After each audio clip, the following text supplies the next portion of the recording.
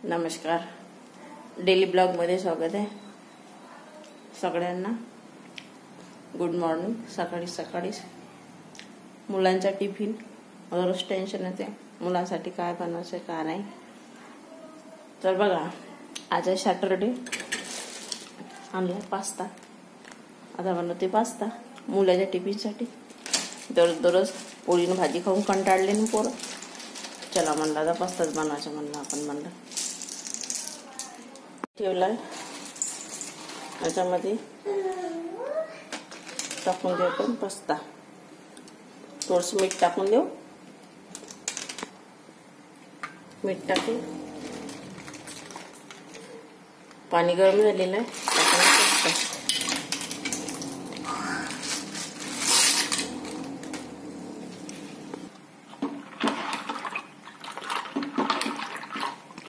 तर बघा पास्ता शिजला। आता टमाटर कांदा आणि पास्ता मसाला आपण याच्यात घालूया पास्ता मस्त मुलांच्या टिफिनसाठी।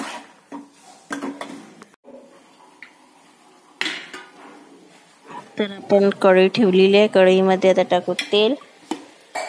हे बघा तेल टाकलेलं आहे, कांदा टाकलेला आहे, थोडंसं अद्रक लसूण पेस्ट टाकून देऊ।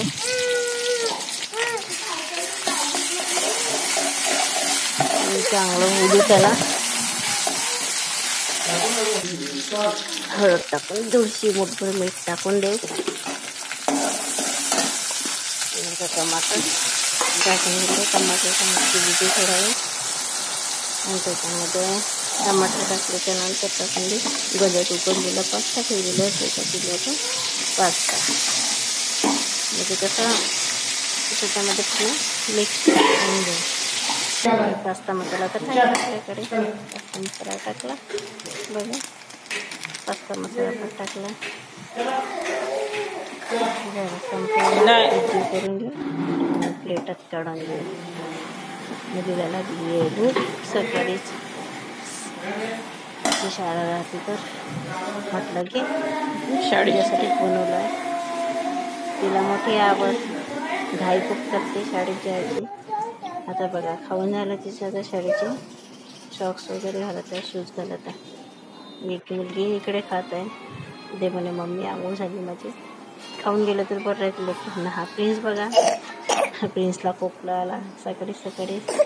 आता टिफिन पॅक करते त्यांच्या दोघीचा पण। टिफिन पॅक करत आहो मी आता।